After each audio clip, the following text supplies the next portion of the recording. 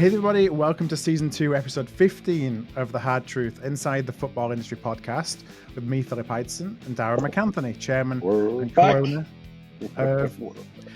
well, it's been an international break, so we had a little bit of time. Nice break. I have to say, I do love an international break.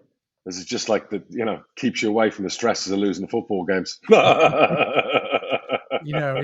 Instead, I've had the stress of, FA Cup replays.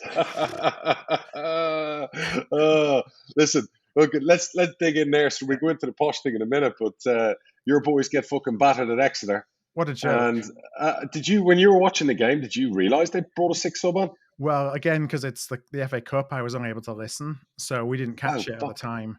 But, shit, of course. So 5 subs each, then it was 0-0 at the time, so it went into extra time at 0-0. And we just hit the bar like 93rd minute or so, injury time. So it was, it was a close game. And okay, right. Time at 0-0. They then brought on the 6th sub, and then 10 minutes later it was 3-0, and we were down to 10 men. How have they done that? How have they done that? How's the referees allowed them to do that? Yeah. No, I mean, it seems to me that no one has a clue what the rules are, because it's, can you have 5, or in some competitions you can have 6, but you're only allowed to make them in 4 or 3 like substitution events or something. I don't know. So you agree with the decision to replay it? No. I mean, if it was... It's harsh. It's harsh. If we were playing someone, that was by us, then you'd kind of take it like, okay, we'll replay it. I understand that the refs made a mistake as well. Yeah. But rules of the game, you played 6 subs. Should you be thrown out? It's just that it's Exeter. The fact that we have to go all the way back down to Exeter on another Tuesday night, and the player that got sent off didn't have his suspension rescinded. So he still got suspended, even though the game was null and void. Makes no sense whatsoever. No, absolute madness. Honest to God, I don't get it. Wow. So I mean, obviously Exeter are going to be like fuming if they don't go through. I mean, they're going to lose all that prize money. And yeah, I mean, a golden opportunity, and you don't need the extra game in the distance. So, I mean, the reality is you want to focus on promotion, right? Not really the cup this year.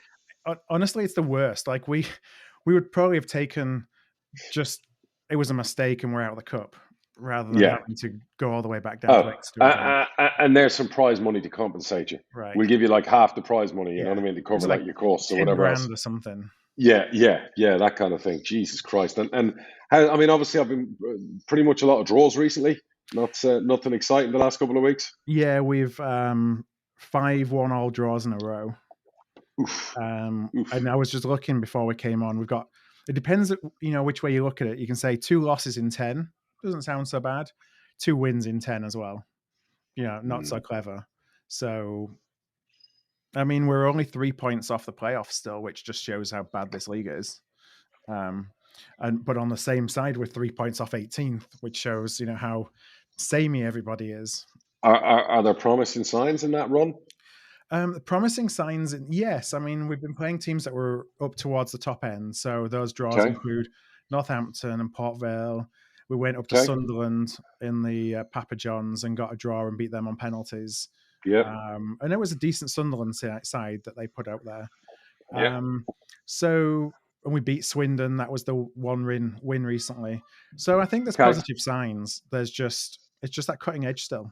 We've talked about it since day one of this season, haven't we? It's still missing. So what's the emphasis the next 6 weeks? Stay with the pack until January? I think that's what Derek's planning. I mean, he came out today and said league tables are irrelevant. We're doing okay. We're playing well against the top teams. We've shown that we can play against anybody. Get everybody fit and just kind of staying around the pack. Okay, so he's obviously trying to calm expectations, and it's too early to be moaning per se. Right. Are the locals starting to get a bit restless?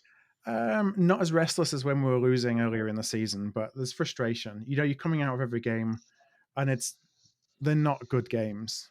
They're not entertaining or anything like that, and it's just a point. It's okay, but it's not going to get us anywhere. But I guess it would be worse if we were losing. And I This is think true. people have cut him some slack with the injuries that we've had. Yeah, And yeah, now they're starting to come back. He's got less of an excuse. yeah. Get on with it, and then obviously you got what 6 weeks till January. So Mhm. look, Christmas is always an interesting time. Everyone always goes on about make or break, a Right. season of Christmas. I mean, we missed the whole of last Christmas. We didn't move anywhere on the table. Yeah. During COVID, it was really Yeah, weird. you out for like 6 games or yeah, something yeah, like that. yeah. We didn't play the whole of Christmas, and it probably did us a favor actually in the long run. We were probably fresher, in the second half of the year because of it. Mhm. So, it was really odd times. I remember going, oh shit, we're not going to be playing for like 2.5 weeks. Where are we going to be when we get back? And I think we were still in the same spot. It Right. was just bizarre. So who knows, But yeah, interesting. Well, let's see. Let's hope. Who you got next? We've got Tranmere tomorrow away. So we'll have played that by the time this publishes, and then we got Scunthorpe away on Saturday, who are You'd bottom. like to, you'd like to think minimum 4 points now in those two Yeah. games. And that's where, the last results and the draws, the success of those points will be judged by how we do in the next few games. We Yeah, kick on in the next few games, you look at that and say, you know what, that was a good foundation. And if we don't, then, trouble's afoot. it gets sticky. Yeah. There's nobody calling for his head yet, is there? Well, there's the usual, the ones that wouldn't be happy unless we were top, having won every game that are calling for his head, because it's not pretty football. But I mean, Sure. I think if there's frustration from a lot of fans, it's setting expectations high and not necessarily delivering right now. But I think the Yeah. vast majority are pragmatic enough to realize that it's a project rather than it's Yeah, and going to happen overnight. it's a weird league.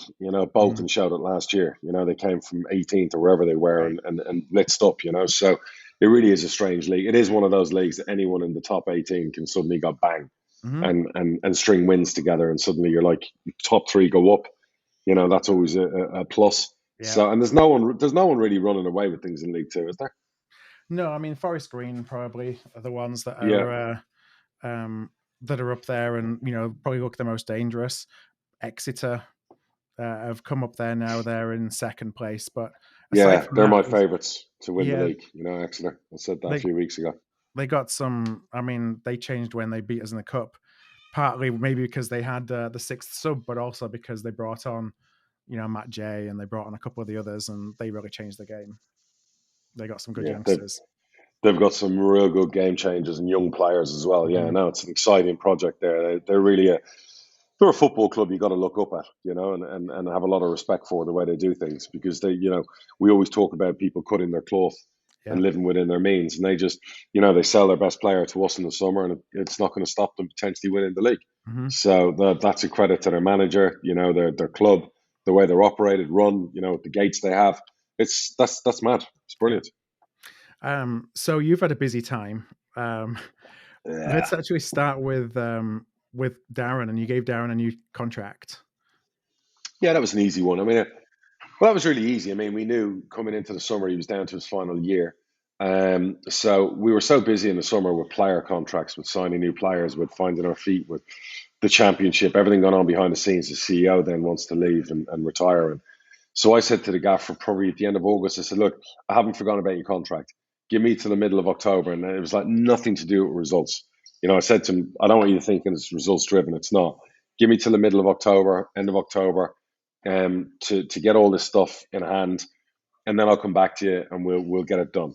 So to be fair, when I went over to the UK recently, I said to him, right, it's time to get the contract done. Here's your current one. Here's what I think we can do. Give it to the Ferguson family lawyer. I always joke and laugh and say that, and come back to me. And me and him did it between us. It was probably six emails backwards and forwards. And, can I have that? No, you can't. Did it. And again, and it really was a signal from me and my partners that, we're very, very not comfortable. We're very happy with the job he, his staff, and everybody at the club are doing. And I know people. There was a podcast, I think, the second tier or whatever else, like ripping the shit out of us for doing that. But this isn't just about Championship Football Club. Our football club is a club that's trying to do things the right way. We have a philosophy. We have a coaching philosophy. That there's a progress, as you can see. We lose on number 2. We have our under 23 step up to number 2. We have under 18 step up to under 23. We're trying to do things that we feel is the right structure, how you run a football club. Darren's a massive part of what we do. The players would go before him, and that's, I've made that mistake in the past, and I stand by it. And the contract I gave him tells everyone what I've just said. So, you players, if you're listening, you will go before my manager. Yeah, don't think you can have a dressing room revolt to get rid of the manager. No, I ain't making that mistake again. If the players down tools, they'll get fucking down themselves by me. So, so we're very confident with our manager. Listen, he's not completely bulletproof. And what I mean by that is not from sacking, from criticism. I'm going to criticize him when we don't win football games. And of course, there's going to be choice words if we're not playing well. And he's not beyond reproach. He's like everyone else that's an employee of a business. Do you know what I mean? You have to do your job well. And whilst we haven't done things as well as we'd like in the champ, we feel the building blocks are there. We feel we're in a good place. And he's been with us a long time. So, look, it was a long-term deal. We're very happy with it. I see Blackpool followed my advice and gave their manager a 15-year contract as well, and rightly so. And you want to see more of that at football clubs. You want to see a bit of stability. And I hope it sends a message to our fans, to our players, to everyone going, hey, look, this isn't about today or Saturday or Wednesday or next week. This is about our vision, myself, my partners, Jason and Randy, what we want, the academy, everything we're building. And the manager plays a massive, massive part of that. So that's why he got a new contract. And again, I'm a man of my word. If we'd lost 10 in a row in the summer until October, I would have still done exactly as I promised in August, because that's who I am. Sacking a manager is not always the solution. No, it's the easy fix. And you'll get a couple of wins. But then it becomes Harry Carey. Then it becomes messy. Then it becomes, well, hang on a second. It's the recruitment. It's another manager. It's new recruitment. It's not the right course of action for us. Coventry and Luton, well, Coventry stuck with their manager when they didn't start well last year. Look where they are now. That's a payoff. I think Luton brought back Nathan Jones at the right time. But that was a lot more to do also with, I think, the previous guy. It just didn't work for them, and they knew they'd worked with Nathan before, and now they're reaping the rewards of that relationship, like what we have with our gaffer. So it's, look, not every club is run the same. There are other clubs who would look at it and go, well, actually, no, we expect better. Do I expect us to be where we are at the moment? No. But did I expect us to start better? Yes. Do I attribute that blame to our manager? Not fully. That's a collective effort. That's players, that's me, that's staff, that's manager, that's everybody. You know what I mean? We could be doing a lot better than we are, and we will. But we share that collectively, the blame. And it's not going to be a case of, well, there's one person to blame and that's it. I'm far too old. Any manager under the bus. I'm too long in the tooth. The reason we're not, where we want to be isn't down to my manager solely. There's so many mitigating circumstances to that. So just like when we do rise and we do climb the table and we do well, the manager's not going to be the one who's going to get all the praise, because you're going to say, well, the players have done well and the staff have done well and the club supported them, and everyone collectively gets it. So listen, at the end of the day, we got the right guy, and we've got issues at the moment, and they're results driven, but we'll fix that. And so you lost 2-0 at Stoke on Saturday. By all accounts, you put on a pretty good showing. Just the result wouldn't come. Yeah, it's a bit like the Fulham game. We were the better team against Fulham. Comfortably should have won that game. We didn't. We dominated Stoke in possession. We had the most shots. We had the most final third action points where you cross into the opposition box. Pretty much dominated in possession. Stoke were one of the best teams in the league at home. I was very surprised how comfortable it was for us in game. Of course, we shoot ourselves in the foot. We leave a player 20 yards of space to take a shot 2 minutes into the game, gets a deflection. We then try and obviously go get a goal, and then they sucker punch us in injury time. And even then, the guy runs 50 yards and beats two of our players and our goalie easily. So all those things are on us. How would I describe the Stoke game? And I'm sure Alan Swan's going to love this headline, and I don't want him to run with it because I don't want to be blamed if we don't do well at Blackburn. But it would be very much fur coat, no knickers. Mm-hmm. All fur coat, open it up, no knickers whatsoever. No sexy lingerie to look at. So, to a certain point, we're very pretty on the eye, and we just we weren't ruthless where we needed to be. So that needs to change, because I like our fans don't enjoy watching us not score goals. Yeah. That's not who we are. That's not who my manager is. That's not our DNA. Would I rather lose that game 2-4? Absolutely. Than 2-0. I want to see us score goals. I don't want to be watching us where their goalie's got nothing to do, even though you have 15 shots and you only have one on target. So our players are better than that. I've screamed this before, but what we have to do is we have to now go on a run of not just one win. We have to get a run together of 5-6 games where we win games and draw games, and we give ourselves a bit of what's the right word? Not security or not comfort, but form, good form. Like momentum. There's no point in just momentum. Momentum is we should have beaten Fulham. We should have beaten Stoke. We didn't. Now we're going to a very good Blackburn side. We're not good away from home. Results tell you that, but we're not as bad as the results tell you. The results say we've lost 8 and 9 or 7 and 8, whatever it is. We've not scored in 70% of those games.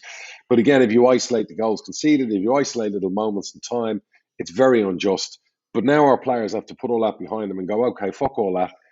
If we're really in these games, if we're really doing well against the Stoke, if we're doing well against the Fulham, if we're doing well against the Bournemouth, now we have to kick on and beat them. We have to fucking beat them, because being told well done after a game means diddly shit. Doesn't give you any points in the winning column. Doesn't add any goals to the goal score tally. Doesn't give your fans any confidence. We had a magnificent 1,000 people went to see us, but they watched us for 99 minutes not score a goal. That's not who we are. So we have to fucking let it go now, and we have to have a right go. Particularly away from home. At home, I'm not concerned because we're very good at home and we could do better. But, enough already of the well dones. I'd rather we were crap against Stoke for fucking 98 minutes and brilliant for 1 minute and we got a fluky win, because it would do us more good. But I'm hoping the players took confidence from the fact that they went toe-to-toe and they were better football-wise, technique-wise during the game. They just didn't have the cutting edge. So let's see what transpires at Blackburn. But I smell a run. I smell a run of wins. And I know that sounds absolutely ridiculously stupid when you look at the form and you look at tables and you look at everything else. I do. I smell a run of wins. Now, when you're, you talk about, you've talked before about individual mistakes at the back, and you talked about, a player being on his own, 20 yards out, given the time and space to shoot. Does there become within the club kind of a frustration between attacking players, defensive players, by thinking, well, it's the attackers aren't doing their job because they're not scoring, or the defenders aren't doing their job because they're leaving a man out? Is that how footballers think? I think the question you've got to ask, if I was going to criticize our players, and they'd have to hear this, is that you're not doing great away from home. You've started away games poorly, like Swansea, conceding the first tranche of possession. You haven't got the greatest away record. You've come out of an international break, 2 weeks to work on. You go to Stoke, and within 2 minutes, someone has got a shot on your goal with nobody closing them down. So forget about blaming the attackers, blaming midfield, blaming defence. What the fuck? You're 2 minutes into a game and you're 1-0 down again. Like, any danger of starting a game on the front foot instead of starting it in that way? Any danger of basically keeping somebody at bay for like a good 30, 40 minutes and building your way into a game? I mean, that's not impossible. That's not beyond what our players can do. I guarantee if that deflection hadn't gone in, we'd have been 1 or 2-0 up at halftime. And our players need to look at it that, we don't go in front. The only time we've gone in front is when we've won at Hull. We went in front, they pegged us back, we won. Statistically, we go in front, we win. So we have to stop going behind. So our players need to wake up and smell the coffee and do that. So, and we also have to have a bit more appetite about wanting to score goals. Peterborough's always been famous for scoring goals. The current cast of characters aren't scoring enough goals. So they need to look at that as well. If you're going to concede goals, and we haven't got the best defensive record in the world, you're going to have to go and score some bloody goals. And you're going to have to excite the fans. You're going to have to say to your Blackburns and your big teams you're playing, oh, fuck me, it's Peterborough. They actually score a few goals. That's something to worry about. Because at the moment, a lot of these teams will be looking at us, going to them, going, oh, they average less than a goal a game. We ain't going to worry about them. So we have to change the mindset. And that starts with the manager, staff, players. So my message to the gaffer was, we got to start scoring goals. There's far too many games where we're drawing a blank. Hopefully, Clark Harris will get a run of games. He wasn't playing on Saturday. I understand why we went the way we did. It didn't work. We got one of the best number 9s in the country, one of the leading goal scorers for the last 20 months. It's time to give him a run and see if he can score some goals and put up or shut up. So, we've heard enough about him with his form, his body, his tweets, his bans. Now what we need to see is goals again, because he was the best player in League One by a fucking mile last year. And I'll eat my left foot if he can't step up and start dominating at this level. So what we've got to do now is play to that strength, and he's got to get in and stay the fuck in. So that's what's going to happen. We've got 6 weeks till January. We've got to go and win some football games. Well, since we last talked, it's been all changed in the Premier League. It feels like half the Premier League's got new managers, I think, in just Very the 2 true. weeks. Let's start with the most recent one, and Ollie finally getting the chop. It seemed like just one defeat too far. There was nowhere to hide after this one. Whether they'd won on Saturday, he needed to go. I've been saying this for a while. He's a lovely guy, but he's a former manager, I think Molde, where he's won titles in Norway. He's managed Cardiff, where he got the sack. These are the biggest football clubs in the land. And I go back and I ask the same question to everyone out there talking about Ole and talking about whatever else. Would Jurgen Klopp or would Guardiola or would Tuchel do better with the cast of characters Man United have got? Because I've seen a lot of the press the last couple of days go on about Ed Woodward, the Glazers again. All of that's such a distraction. Forget about the ownership at Man United. Forget about all of that for a second. Forget about who's the chief executive, who's the recruitment officer. Forget it. Just put it to the side for a moment. Ask yourself a simple question. Forgetting about them. If Jurgen Klopp had that squad, if he had an attack force of Ronaldo, a Rashford, a Sancho, a Cavani, a Greenwood, Fernandes, then you go into midfield and you start talking about your Pogbas. If he had that cast of characters, do you honestly think they wouldn't be competing? If he was there for 18 months, 2 years, and he'd been part of that recruiting process and Happy and Maguire and all these players, do you not think they'd be competing right now with City, Chelsea and Liverpool? Ask yourself that honest question. If the They've answer spent the is money yes, and they brought the players in. right, yes, they would be. Why are we talking about Woodward? Why are we talking about the Glazers again? Why are we talking about off-field stuff? Because all that to me is a distraction. The only person who's got themselves to blame is the manager. The manager has been supported top to bottom. You had a player in Van der Beek who 2 years ago everyone wanted to sign, and he's played like twice. Sancho they've chased for 2 years. They spent 80 million. Played what, 3-4 times this year? Bench. Yeah, you got Lingard who they couldn't get a tune out of, so they sent him to West Ham, and he was one of the best attacking midfield stroke attackers in the Premier League in 15, 20 games under David Moyes. They then bring him back, decide not to sell him to West Ham again, and again, you can hardly get a tune out of him. So, again, has to come down to the manager. He's the guy who keeps most of the time picking Fred and McTominay in his team. He's the guy who went into the season going, don't go and get me a central offensive midfielder, top class. Forget about signing Sancho. You can get Ronaldo, but not Sancho. You can get one or the other, but I need a top class central defensive midfielder because that's what we're missing. If Man United had Declan Rice in the squad, that for me is the missing piece. They are winning the Premier League with a right manager, but they're never winning the Premier League with him because he can keep collecting 80 million quid signings, but he ain't winning trophies and he ain't winning league titles. Horribly harsh, sounds harsh, it's the reality. Something that's interesting that I was reading the other day is like speculating of what's his true level. Like nobody really knows his true level as in terms of ability as a manager. Ask yourself the question: Would Norwich have gone from? Right, and that's what I'm wondering. Like, no. Would Villa have gone from? If Darren walked out tomorrow, would you go for him? I just don't think he's going to get a top tier job. He's not a top tier manager. He's a lovely guy. I saw his interview afterwards. Very emotional. I'm not sure why United did that, but God bless him. And he got to the point where he needed to put out of his misery. The players are down tools.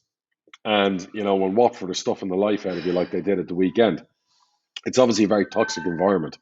So I've said it all along. Go get Brendan Rodgers. Leicester aren't doing too hot at the moment under Brendan. For whatever reason, they've had a bit of an icky start. It might suit them to get a 10, 15 million pound fee for Brendan. They can go and get Frank Lampard if that's who they want. Rodgers go. I'm telling you right now, Brendan Rodgers walks into Man United next week. They'll finish top 4 this season and they'll be a threat next year. And he will have them purring at Old Trafford because he will have them playing football the right way. I'm not sure on Mauricio Pochettino. Zidane again, I'm not sure. Kind of went off the ball and got toxic quick at Real Madrid.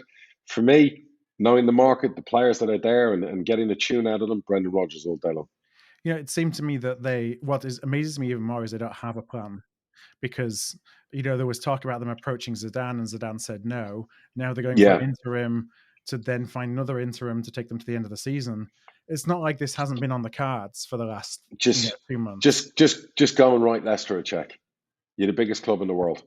All this interim and nonsense. Forget about interim. You're like, what are you, 7, 8 in the league? You're 8 points off the top 4. You missed the Champions League, you're going to lose 50 million. How much is it going to cost to go and get Brendan Rodgers? Even if it costs them 20 million, go write a fucking check. You're the biggest in the world. Every person would want to manage Man United, bar the Liverpool manager, the Chelsea manager, and the Man City manager. Every other manager would want to manage Man United. And for me, I've always said this all along. It was, I threw out Gerrard before as a wild one, but go and get Brendan Rodgers. That's the guy you need to go get, in my opinion. Now, as a really far out there one, and the problem is he might need a bit more time, would be Potter at Brighton. But he's the kind of manager who would probably take another 2 seasons to get across his blueprint and the way he wants to play. And I'm not sure the United supporters have got that patience. I think Rodgers would have a tune out of them very quickly because of the style and the way he wants to play. Now, talking about Stevie G, so Steven Gerrard now at Villa since we last spoke. Is that a good place for him? Yeah, I wasn't sure he'd go there. We spoke about that recently or whatever else. I'm surprised he left Rangers for there. But then again, Villa have got deep pockets. So I guess, he knows the CEO from being at Liverpool before. I would imagine they obviously promised him serious backing in January. Like every other manager, I guarantee he'll be back in and getting 2 or 3 Rangers players because that's just the way managers are. Good win for him at the weekend. Steady the ship after 5 losses. I think what Stevie needs there is for the next 2.5 years is a top 8 challenge, some silverware threat, and then he's the heir apparent to when Jurgen decides he needs a break. So, the risk for Stevie always would be if it goes the other way, and what happened with Dean Smith happens where they lose X amount of games and they fire Stevie G, then he's not getting the Liverpool job. So, everyone knows that job's his when Jurgen Klopp leaves, as long as he's on the upward trajectory. So why would Villa bring him in when basically it's a stepping stone? I think because, like everything else, clubs like Villa know that players and managers, they're going to until Villa are in the top 4 in the Champions League or pulling the Leicester. Even Leicester, won the league, got in the Champions League. They won the FA Cup, they won the Charity Shields, and they still a stepping stone for some players that move on. Kante moved on, Mahrez moved on, Maguire moved on. Players move on because stature-wise and whatever else, Man United's a bigger football club than Aston Villa. Liverpool's a bigger football club than Aston Villa. This isn't the early 80s here. So let's be very true to ourselves. Now, in saying that, if the Villa owners and they're very wealthy guys suddenly give Stevie G 200 million to spend and they're threatening for a title, Villa's a big club. So, like we all said about Newcastle, over the next 5 years, they could establish themselves as a big world superpower. But it's going to take time. So, yeah, it'd be interesting to see what goes on. But look, I'm hoping Stevie does well because I'm a Liverpool fan. I had a little smile when I saw them win on Saturday. Do you want him to be Jurgen's replacement? Not yet, because obviously, our current manager is the difference between us and a title challenge every year. I'm not sure he'd have the same patience Jurgen does with the way Liverpool recruit. Mm-hmm. I saw Steven at Rangers, and you could see he'd get the hump sometimes. They didn't sign a player, or if there was stuff going on with a player that needed to be sold. I'm not sure 2 years of Stevie dealing with Fenway's recruitment and some of the issues, and I don't think he'd be as publicly patient as Jurgen Klopp. So, but time will tell. He comes in as a fan as much as manager. So I want him to do well, but I think Villa are going to get a good 3.5 years out of him. So I don't think Jurgen's gone anywhere anytime soon. And then we had Dean Smith swapping Villa for Norwich and finally getting some points on the board. Fair play to Dino. Yeah, look, he's a good manager. I've always said that. I liked him when he was at Walsall. Did a great job at Brentford. Did a pretty good job at Villa. It was very harsh what happened there. And obviously got toxic very quick with the 5 losses. And I love what he's done. A lot of managers take too much time out of the game, and sometimes they get forgotten. And he's realised I might not get another shot at the Premier League for a while. So I'll tell you what I'm going to do. I'm going to take the Norwich job. If it doesn't work, I've got a pretty good squad for the champ.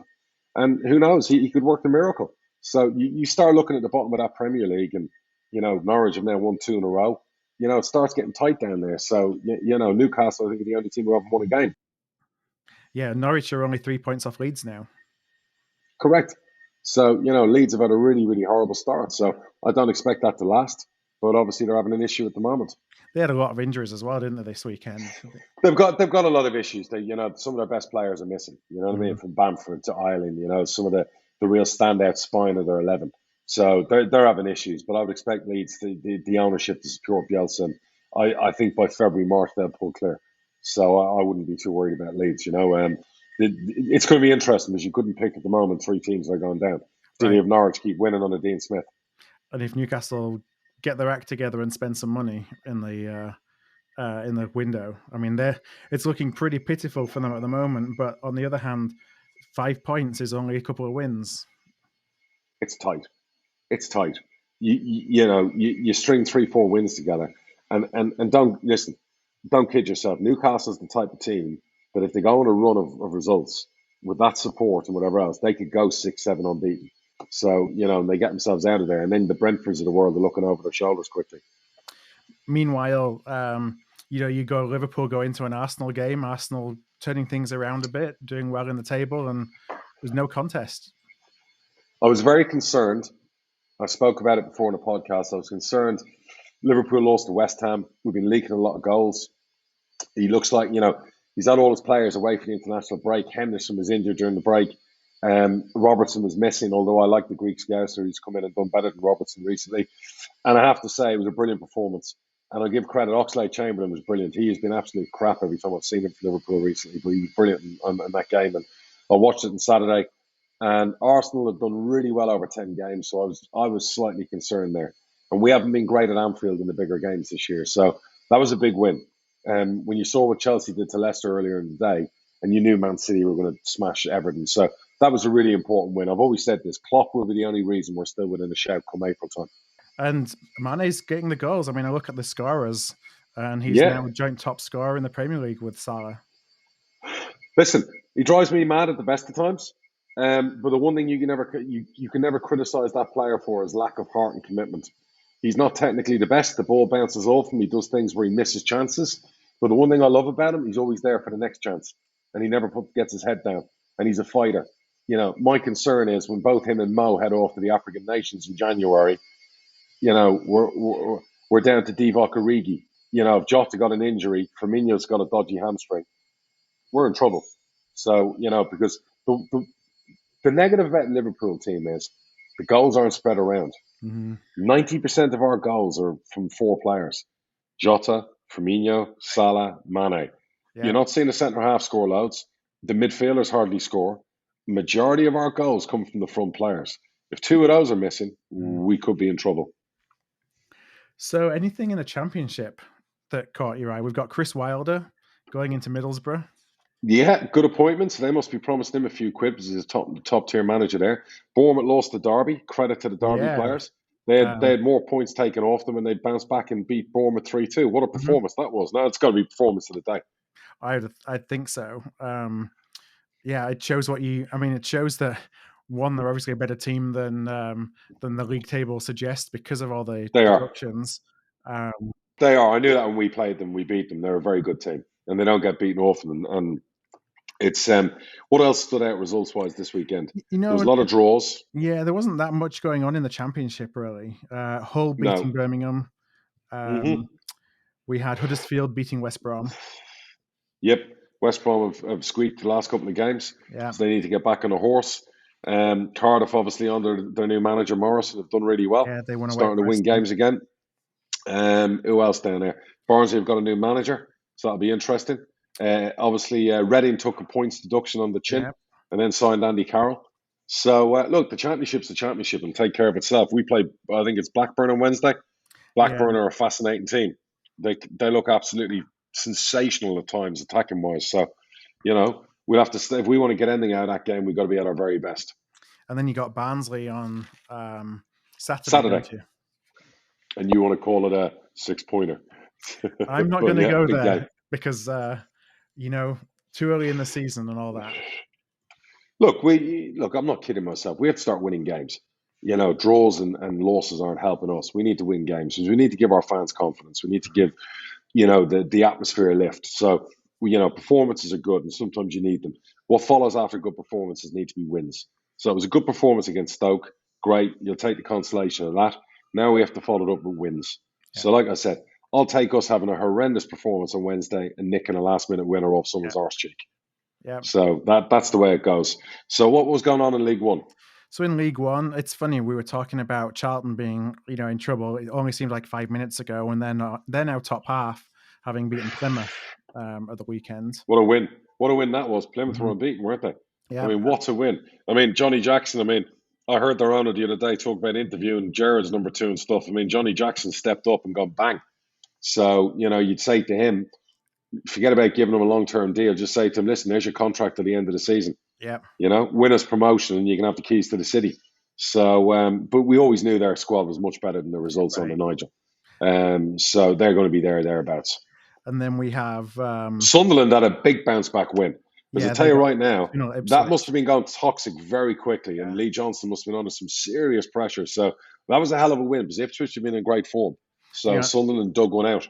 And that was 2 late goals, so I can imagine it was pretty toxic in the stadium as well. You get to 85 minutes and you're still at 0-0, and then they got a couple of late goals there. Yeah, absolutely. Any other shocks in that league? Well, it's not necessarily a shock, but I don't know if you saw Cole Stockton's goal from what a goal. Line.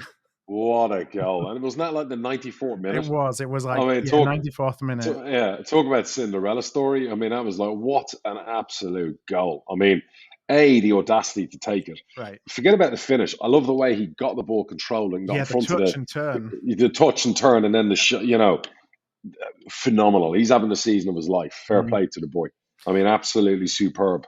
Yeah, there's some jealous glances that go on from Valley Parade watching that, because he was pretty much a shoo-in, I think, for coming over, and then he obviously got a better, a more attractive deal to stay at Morecambe. Well, he shouldn't have. There's no way any day of the week Bradford should be getting outpaid by Morecambe.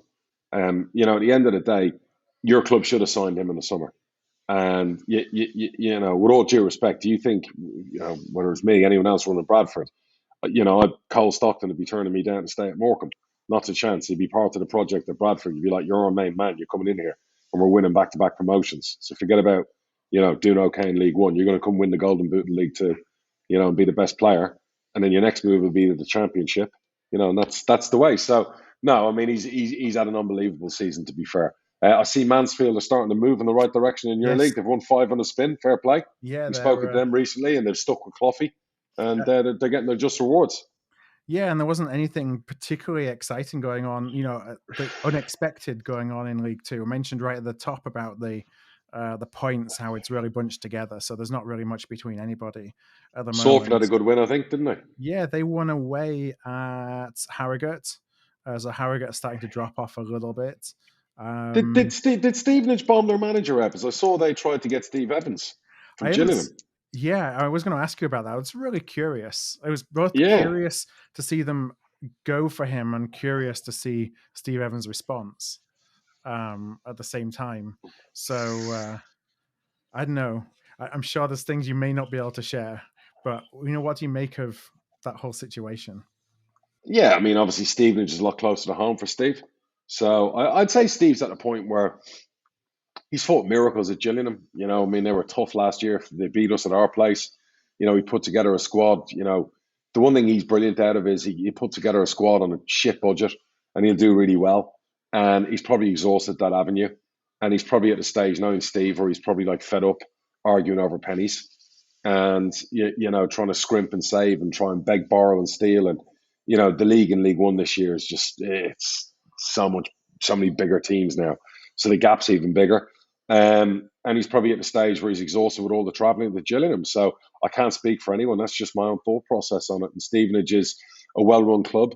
Phil Wallace runs a good tight ship there. They're 30 minutes from where Steve lives, or 40 minutes by driving. He's got a family, Steve. I know he was under the weather recently during COVID, and it probably takes a lot out of him, all that travel at Gillingham. So, no surprise. I think he's out of contract in the summer at Gillingham. So, look, the best way Scally can handle that is go and give Steve a new contract and a nice, pay bonus. Because the one thing Steve loves is a pound sign, pound note. So, make him feel appreciated and go and give him a pay bump.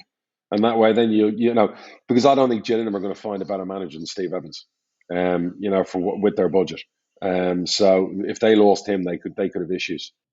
Now, is there something to be said for a manager in dropping down a league to somewhere where you think you're going to be competitive and you've got a chance to win versus being at a higher level and it's always just a struggle? I think sometimes as well, as you start getting older as a manager, geography probably comes into it. So you probably look at it and go, I'm really settled here. Do I want a job that's 1,000 miles away? Do I want a job the other side of the country? Am I at that stage in my career where, could I win promotion with Stevenage? Could a Gillingham go down? All those things come into effect. It depends on the project. The project's what entices a manager, and the project's what keeps a manager. And, if I said to our manager, well, we really say we're in League One, we kind of want to stay in League One, and that's where we want to be. He wouldn't want to stay. There always has to be a project. There always has to be, we want to win the league. We want to win promotion. We want to get in the top 14 in the championship. We want to build. We want to produce these, world-class youngsters from our academy to play for England and go through the gears. We want to do this. We want to do that. And, when I did the manager's new contract, a lot of it was to do with academy players, and, progression and future this and future that and and, better staff in place, better help in place, infrastructure stuff that will always get a manager excited. So it really comes down to the project that's in front of them. So, Derek Adams didn't leave Morecambe to come to Bradford to be in the middle of League Two. He came because Bradford's a Goliath. Bradford is with all due respect to Morecambe, is an absolute massive football club. And Bradford should be able to go and get any manager in League One. Because, bar maybe the Sunderland manager or the Sheffield Wednesday manager, but it's a big, big football club. That job becomes available. You should have the cream of the crop outside maybe the top 4 clubs in League One. Any other manager is attainable, in my opinion, for a Bradford.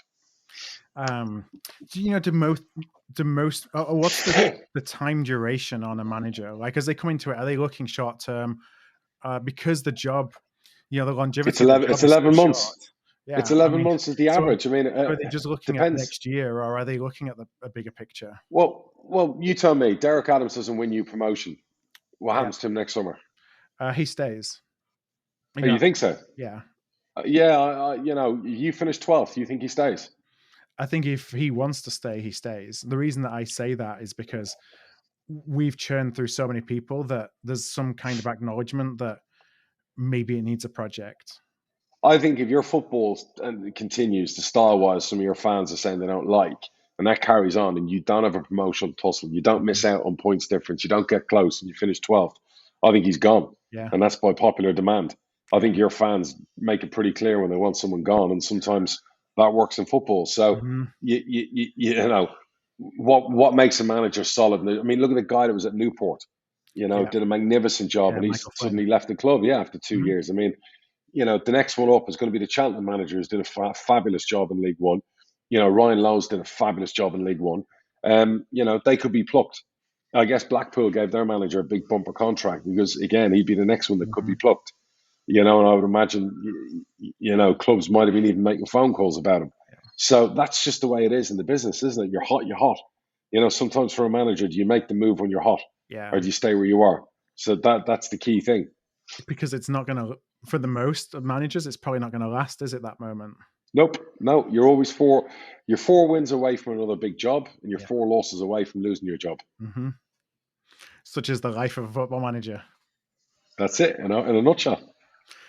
So there's a couple of things that went on over the past couple of weeks that I want to talk about. One of them we alluded to a little bit the last time we talked, but news hadn't come out as to what was happening, and that was relating to the foreign rights deal, specifically for the US.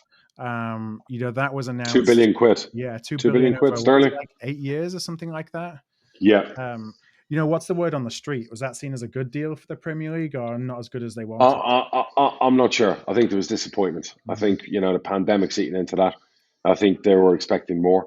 A lot more. And even though it's been painted in a rosy light because of the amount of time the deal's over, I want to say it's a decrease on yearly amount if you look at it. So I think everyone was expecting a much. When you see the NFL, some of the deals they've done recently, there was definitely, I'd say, disappointment in the internal corridors of those in power. So and it certainly doesn't do us any extra good. There's no excess money going down the leagues from that. So from before they'd be the same. Nothing groovy. Randy had been on some of the calls with some of the TV deals, and he was kind of giving me that sentiment that there's a lot of negativity regarding some of the deals that were happening. So maybe a sign of the times. Yeah, there was all this expectation, I think, that you'd suddenly have Apple competing and Amazon competing and Netflix, and that they were really going to be bringing in the big, well, not that it's not a big number, but the bigger numbers and creating a marketplace for this. And so the fact that it's ended up where it was in the beginning with NBC suggests. I've said this for a couple of years now. We have to spend the money and do the research on how much it would cost for our EFLX or Premier X or whatever you want to call it, Flicks, and is it time, that's the end of the TV deals and we take everything in house, and basically run a program on that now on what the revenue looks like, and go out with subscriptions worldwide and see like how much money will that bring in. So I know we're now moving away our club from iFollow. We're moving on to our own platform now, where we're going to be basically controlling that process now. Randy is kind of spearheaded with the guys at the club a new system and platform. I think we're launching the start of it against Blackburn on Wednesday. Right. And that's going to be interesting as we move away from iFollow. I have such a love-hate relationship with iFollow. The fact that it exists in itself is wonderful, that you can actually watch. But now they have this infrastructure and they have the ability to do it. What they actually do with the product is awful. It feels like you can do so much more with it. 100%. And now that we're moving in, us and a few others are doing the same. It's called Posh Plus or whatever else, where we have a lot more control over everything. And obviously the revenue goes to us. And there's a lot less splitting that goes on. We can do things. We can spin off a new subscription service. I came up with the idea about 2 weeks ago we're going to start doing the 16s and 18s and the women's home games. And we're going to charge a separate service for those three things. So it's going to be interesting. I'll let you know how it goes. For us, it's going to be a little bit of trial and error the next few weeks. It's going to be, I'd say, it won't be perfect to start with, but we feel it's the right thing to do moving away from iFollow. I imagine you talked about there'll be less splitting of the revenue, and that's what the smaller clubs in the EFL don't want, because they don't want clubs like Bradford to go and set up their own platform and get, our own supporters to be basically getting more of the money from our own fans because they want the revenue share. But iFollow, I get it. They do such a bad job of, on the day kind of coverage, and it's so 100%. inconsistent. It is. You don't know what you're going to get from 1 week to the next. 100%. And we have like Randy's people who built this tech and whatever else down the line. We're going to have like a thing where like 2,000 fans will be able to comment on the game and talk about the game and be live during the game. And it's going to be a lot more fan led. And then we're obviously going to do things like what Charlton do, where we're going to have halftime, studio guest people talking about the game before the game, during the game, and after the game. So there'll be a little bit more meat on the bone for our fan base. Yeah. And so we're quite excited to see. It's going to take a while, but we feel it's the way to go. And there's been so many complaints about iFollow. This has to be the way to go. Does it come with a lot of expensive production costs, or is it relatively low cost because you've already invested in the fixed cost of having the cameras there? Yeah, no, there's a cost to it. You know what I mean? There's a whole criteria, there's a whole infrastructure. There is a cost to it, but it's one we looked at financially and figures wise and made sense. This is the only way to do it. So we've heard our fan base have told us for a long time now that iFollow is not for them. So we've gone down the route of listening to them, finding an alternative, and now we have to perfect the alternative and make sure it doesn't become the new iFollow. We have to make sure that Posh Plus or whatever it's called, and I think the whole site launches on Wednesday, and I've just had a good review of it today.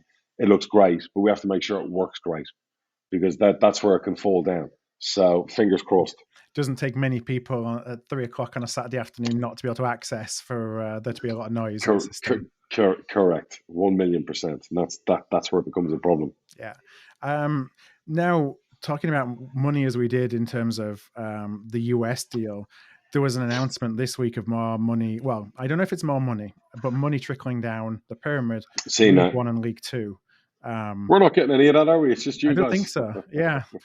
See, I guess that's one of the negatives of being in the Championship. You get less of a handout from the EFL. No, that's okay by me. I have no complaints. I've always argued, even when I was in League One, that League One and League Two need more money. So absolutely great. If I think was an extra 200 grand a year, something like 300 grand a year, something like that. So I think for League Two clubs, it was almost like 20% extra on their turnover. Yeah. For League One clubs, a lot of them would be like 8-10%. So anything like that helps, absolutely, I'm on board for it. And hopefully, long may it continue. We need more money going into the game, less money into players' pockets, more money into clubs and their infrastructure. And that's the next thing is, does that money coming down just mean that the players' wages will go up 10%? No, because I do feel, I've said this for a while, we're in a football recession brought on by COVID. And I think, January is going to be a boring month. You're going to see a lot of loan business. I don't see a lot of transfer business. I see a lot of loan business happening. We're obviously probably going to sign a couple of players. Will we be buying players in January? No, that'll be the summer. So we'll probably be doing some loans like everyone else, and there'll be some out and some in. As you go to, if you're missing a couple of key ingredients or things you need to strengthen in, we're going to do that. We've got 6 weeks till January, so a lot can change between now and then. But I don't envisage loads of money being spent in January. Do you? No, I mean, there's no. Maybe there'll be a club or two that go all out because they are not constrained, and they've got pieces they want to add to the jigsaw. But if you've got front runners in the champ who look at 250 million pie is within sight, and they need a couple of things, a couple of £5-6 million moves to get them over the line to get 250 million, then it's sensible to go and spend and do the right business. But it's got to be the right business, and there might be the odd Premier League club might be shopping in our league for younger players. That always happens. Where they pluck a youngster and spend some big dough, but that's for the future. And does that really happen in the winter, or is that most likely going to be a summer thing? A lot of the time it's the summer. Sometimes they'll do it if there's too many other clubs take notice of the same player. Yeah, they want to get ahead of it. They want to get ahead of it. Yeah, it was funny. Like against Fulham, our football secretary brought me in the list of scouts that were there. And, the clubs that were there, like and City, Chelsea, United. And I was like, fuck me, you might want to go and tell them Ronnie's not playing today. The manager rested him. He fucking rested him. 50 million for Ronnie Edwards. You're going to try and loan him correct. back. Yeah, I fucking would do. But yeah, they've rested him for the day. So it was. I did chuckle to myself whilst cursing the manager. I'm only joking. But no, because he played a lot of games. He needed a break, and he's just been away with England, and he's played a couple of games for them, and I think he's going to move up another age group with England. So that takes care of itself. That's not a concern for us as selling a young player. We don't need to do that in January. We're happy with what we're doing till the summer. So, but like you said, if there's a club that feels, another 6 months, this young player, not our player, but any club's player, could suddenly, you got clubs in Europe want them. Let's try and go in and do business and say, if it were me, I'd be going, I'll buy your player and you can have him for 18 months. He's signing a 5-year deal with us anyway. You can keep him for 18 months. He'd train with us in the summer and go back on loan with you next year as long as he's playing. Makes sense. And finally, the World Cup schedule. Well, the fixture, the EFL schedule was released around the World Cup schedule. League One and League Two is going to continue, and I think the Championship is going to have a break. We spoke about that in the budget meeting the other day, that we're going to have to budget accordingly for November without any money. My idea was, look, we're going to have to get some concerts on. We're going to need revenue. We've got 250 grand in missing revenue. We're going to have a couple of big Elton Johns or something, in November. Why not? Winter concert, events, whatever it needs to be. But we have to keep ticking.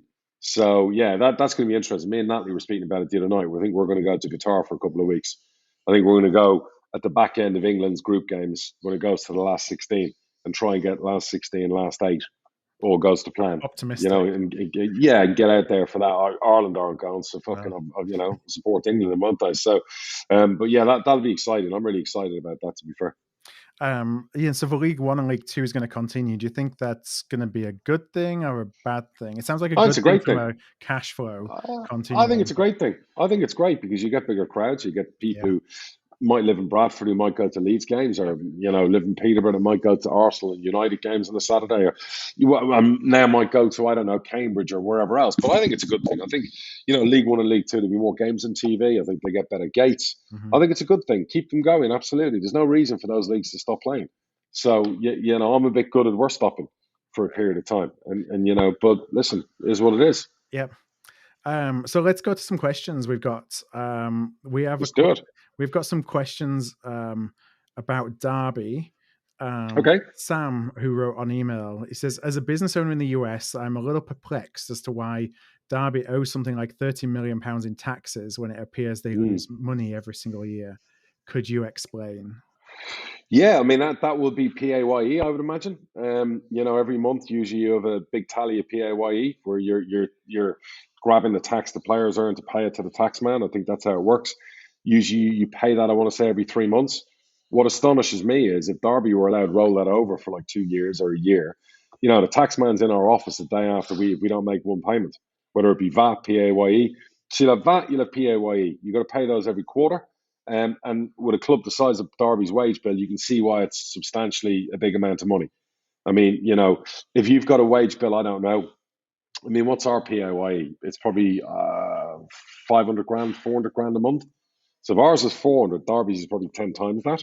So that's probably 4 million, maybe 5 over 3 months. That's 15 million. Yeah, it adds up pretty quickly. Roll that for 6 months without paying it. That's 30 million. So a couple of VAT payments you didn't make, or whatever else, where you've taken all this money in VAT for season ticket money. You might have sold a player for 20 million. You got 4 million in VAT in on that. You meant to pay that back out the following quarter. I'm not an accountant, but you start looking at it, that's how it all adds up. And the problem you've got as Derby is, it's not like the old days where you could keep the tax man over a barrel and go, unless you take 10 pence in a pound, we're going to fold it. Yep. The tax man knows you're not going to fold the club. So the tax man's going to hang in. So whoever comes in and buys Derby, they're going to have to do a deal for the 30 million. And the big problem you've got is the tax man's not easy nowadays to negotiate with. I remember we got hit with a 250 grand tax fine about 5 years ago. Stuff to do with relocation and how it was allocated and done. And we hadn't done anything wrong, but they were digging and digging and digging. And we felt, you know what, best to do a deal. So I struck a deal, and I think it was over 3 years. But that was a small amount of money. I'm not sure with the tax man and how he's going to take it. So whoever comes in there, they're going to have north of 50 million, in my opinion, to deal with the Dell debt, to deal with the tax, to deal with the current squad, commitments. You're going to have to, it's going to need to be a billionaire buying Derby, in my opinion. Now, is that still a good deal if someone's got the cash to do it? I think if you're a mega wealthy person, and 50 million would be like me spending 100 grand, I think it's a great deal.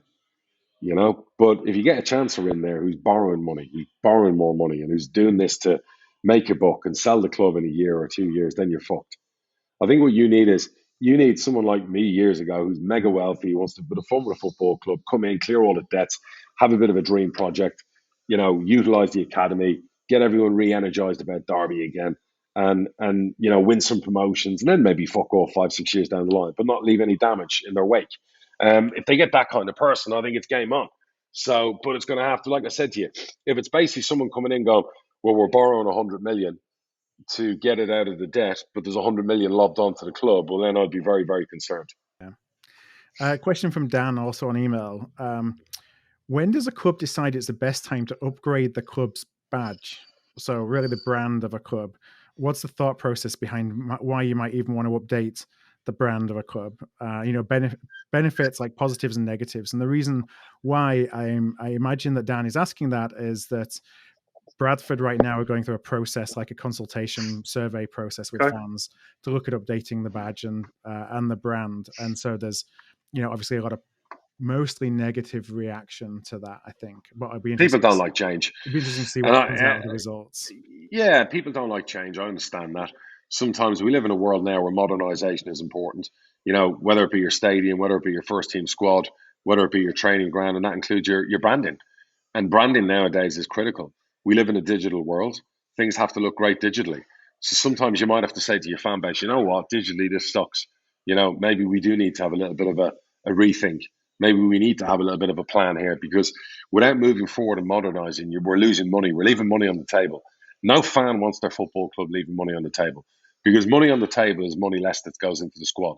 So, my thing to the Posh fans has always been, the better gates, the more players sold, the more success, we will reinvest it. It'll go in the academy, it'll go in the squad, we'll reduce debt, we'll make ourselves a healthier, more vibrant football club. So if that meant doing something with the badge and the logo, and I said to the fans, look, this could be worth an extra 200 grand a year to us, which is an extra 2 players every year.